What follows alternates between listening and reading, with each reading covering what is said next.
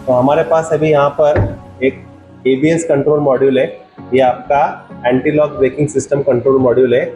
कुछ गाड़ियाँ traction control system और इलेक्ट्रॉनिक ब्रेक फोर्स डिस्ट्रीब्यूशन या फिर ESP के साथ आती है। उन सबके लिए कंट्रोल मॉड्यूल भी सेम रहता है, खाली उसका सॉफ्टवेयर और कुछ सेंसर्स क्या होते हैं उसके अंदर चेंजेस होते हैं। बट यहाँ पर सिर्फ अभी हमारे पास में एक anti lock braking system control module है और ये मैंडो कंपनी का है। अभी हम इसको ओवरऑल करेंगे और इसके अंदर कौन से पार्ट्स है जो हम एग्जामिन कर सकते हैं और देख सकते हैं उसको हम देखेंगे। सबसे पहले अपने पास में जो ब्लैक पोर्शन है ये इसका कंट्रोल मॉड्यूल है, मतलब मेन कंप्यूटर या जो भी मेन प्रोसेस है वो इसी के अंदर होता है। पूरा इलेक्ट्रॉनिक्स इसका इसी के अंदर डिजाइन किया गया है।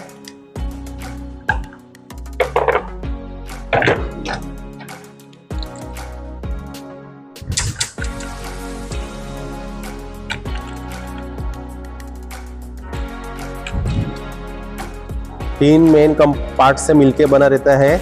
हम इसको एक मेकाट्रॉनिक्स कंपोनेंट बोल सकते हैं। मेकाट्रॉनिक्स मतलब क्या होता है, जो आपका मैकेनिकल, इलेक्ट्रिकल और इलेक्ट्रॉनिक से मिलके बना होता है। ठीक है, सबसे पीछे आपका मोटर है, DC मोटर है।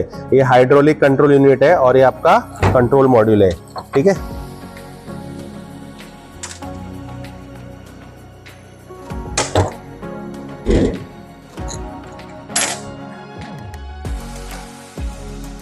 तो ये आपका एक तरह से ABS कंट्रोल, ठीक है, हाइड्रोलिक कंट्रोल यूनिट हो गया।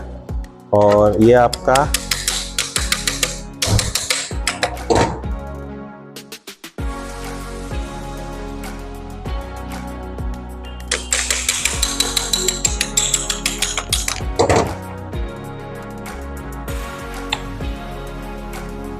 ये आपका DC मोटर है।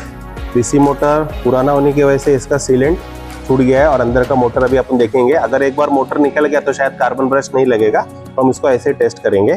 ठीक है, ये आपका हाइड्रोलिक कंट्रोल यूनिट है। ये पूरी तरह से हाइड्रोलिक वॉल है, अंदर सब अलग अलग बाईपास वॉल है, मेन वॉल है। ठीक है, और उसको एक्चुएट करने के लिए इसके अंदर इलेक्ट्रोमैग्नेट सोलोनॉइड लगे। ठीक है, इसके अंदर भी कॉइल है और ये भी कॉइल है। इसको एनर्जाइज करने का काम आपका कौन करता है, कंट्रोल मॉड्यूल करता है। इसके पीछे आपका कंट्रोल मॉड्यूल है जो इसका ब्रेन है। इसके अंदर करंट भेजता है। करंट भेजने से इसके अंदर इलेक्ट्रोमैग्नेट डेवलप होता है और ये इलेक्ट्रोमैग्नेट इस सोलेनॉइड वॉल्व को ऑन और ऑफ कराते हैं। टोटल हमारे पास में 4 इनलेट और 4 आउटलेट रहते हैं, मतलब हर एक व्हील के लिए एक इनलेट, एक आउटलेट, एक इनलेट, एक outlet. Front left, front right, rear left, rear right. और ये 2 मेन सोलोनॉइड वॉल्व रहते हैं आपके इनपुट के लिए। ठीक है, अभी इस गाड़ियों का आप अगर ब्रेक बूस्टर देखेंगे तो आपको ब्रेक बूस्टर भी अलग दिखाई देगा। अभी इसका ब्रेक बूस्टर है, कोई भी गाड़ी में एंटी लॉक ब्रेकिंग सिस्टम है उसका ब्रेक बूस्टर अलग तरह से रहता है। इन द सेंस आपको या तो ये मॉड्यूल पहचानने में आना चाहिए कि हाँ ये मैंने मॉड्यूल देखा था, ये ABS गाड़ी है, या तो इसके ब्रेक बूस्टर के मास्टर सिलेंडर से 2 लाइन बाहर निकलती है। कितनी निकलती है? 2 लाइन। ये 2 लाइन इसमें इनपुट में जाती है और यहाँ से 4 लाइन बाहर निकलती है। ठीक है, जो गाड़ी नॉन ABS रहेगा उसमें यहीं से 4 लाइन बाहर निकलेगा। ठीक है, 2 यहाँ से निकलेगा, 2 रियर से निकलेगा, मतलब यहीं से ब्रेकिंग डायगोनली स्प्लिट होता है। बट डायगोनली स्प्लिट अब इसमें किसमें दिया है, इसके अंदर दिया गया है, एंटी लॉक ब्रेकिंग सिस्टम के मॉड्यूल के अंदर दिया है। 2 लाइन पहले इसमें इनपुट होंगे, मतलब हम ब्रेक दबाते हैं तो ब्रेक का फ्लूइड पहले किसमें आता है, इसके अंदर आता है। फिर यहाँ से क्या होता है, चारों व्हील के अंदर डिस्ट्रीब्यूट होता है। बाकी कुछ नहीं, बाकी ब्रेक बूस्टर आपका सेम है। ये आपका ब्रेक रिजर्वायर हो गया, ये मास्टर सिलेंडर हो गया, ये ब्रेक बूस्टर हो गया, आगे आपका ब्रेक पेडल लगाने का क्लैंप दिया गया है ये, और ये आपका टैंडम मास्टर सिलेंडर है और वैक्यूम असिस्ट ब्रेक बूस्टर है। वैक्यूम असिस्ट ब्रेक बूस्टर है, मतलब जब तक वैक्यूम नहीं आएगा तब तक ब्रेक आपका काम नहीं करेगा। उसके बाद हमारे पास 2 तरह के सेंसर्स आते हैं, मतलब चारों व्हील पे अपने सेंसर रहेंगे, व्हील स्पीड सेंसर। ये आपका व्हील हब है। क्या है ये आपका व्हील हब? आप देखोगे कि इसके अंदर बेरिंग लगी हुई है और आपका टायर इसके ऊपर है। और सबसे पीछे जो आप चीज देख रहे हो ये आपका व्हील स्पीड सेंसर है। पकड़ो,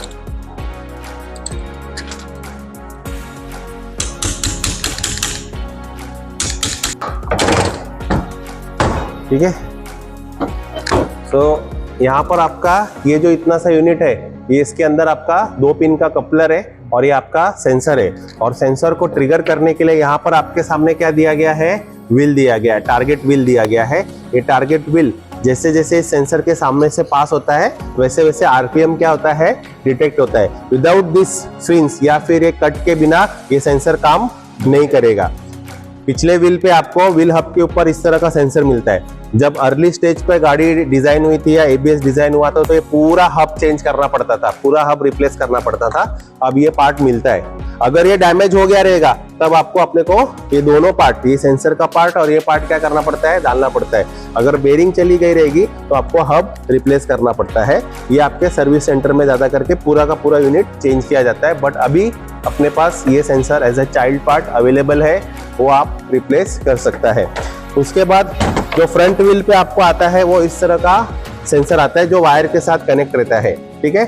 और वो आपको नकल के ऊपर मिलेगा। किसके ऊपर मिलेगा, नकल। और आपका एक्सल के अंदर टीथ रहती है और एक्सल का टीथ क्या रहता है, जब रोटेट होता है तो एक्सल का टीथ आपका रोटेशन की वजह से क्या होता है, सेंसर क्या करता है, वोल्टेज जनरेट करता है। तो वोल्टेज जनरेशन का मेथड भी वहां पर सेम है।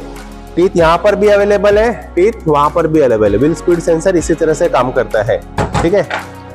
अब बारी आती है आपकी मैग्नेट की, मोटर की। मोटर को आप देख सकते हो कि यहाँ पर कोई भी एक्सटर्नल पावर सप्लाई दिख रहा है क्या, कनेक्शन नहीं है। मतलब इसको रोटेट करने का काम किसका है, हाइड्रोलिक कंट्रोल यूनिट का और इसका है। यहाँ इसी के थ्रू आप क्या कर सकते हो, इसको पावर सप्लाई दे सकते हो। तो ये तीनों पार्ट मिलके आपका क्या बनाता है, एबीएस कंट्रोल मॉड्यूल बनाता है। स्पीड सेंसर किस तरह से सिग्नल जनरेट करता है वो भी हम देख लेंगे। हमारे पास में व्हील स्पीड सेंसर है और ये इंडक्टिव टाइप सेंसर है। सो इसको देखने के लिए हमारे पास में मल्टीमीटर को हमको मिली वोल्टेज पे सेट करना पड़ेगा। मिली वोल्टेज पे सेट करने के बाद मैंने व्हील स्पीड सेंसर के हब को वॉइस पे लगा दिया है और आपका हब फ्री है। आपको हब को रोटेट करना है और रोटेट करते करते आपके 2 पिन है उसके ऊपर आपको मल्टीमीटर लीड लगा के क्या करना है, वोल्टेज चेक करना है। तो आओ देखते हैं यहाँ पर कि यहाँ पर वोल्टेज क्या दिखा रहा है।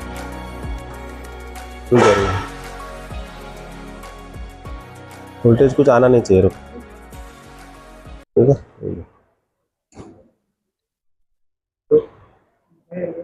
तो यहाँ पर व्हील हब जैसे रोटेट किया जा रहा है आपको कुछ ना कुछ मिली वोल्टेज में क्या हो रहा है, सिग्नल मिल रहा है। छोड़ दो। उसके बाद जैसे ही छोड़ देंगे वैसे ही आपका करंट, मिली वोल्टेज का करंट धीरे धीरे ड्रॉप हो रहा है, ठीक है। क्योंकि अंदर कॉइल है, सेंसर है और वो वोल्टेज को क्या कर रहा है, स्लोली ये कर रहा है, ड्रॉप कर रहा है। तो इस तरह से आपका वोल्टेज जैसे जैसे ड्रॉप होते जाएगा वैसे वैसे आपका सिग्नल भी कम होते जाएगा। ये एक्चुअली करता क्या है, ये फ्रीक्वेंसी बताता है कि व्हील्स किस फ्रीक्वेंसी से रोटेट हो रहा है। जिस तरह से साइनोसॉइडल वेवफॉर्म एसी का आपको दिखाता है उस तरह से आपको क्या करना है, ये सिग्नल चेक करना है।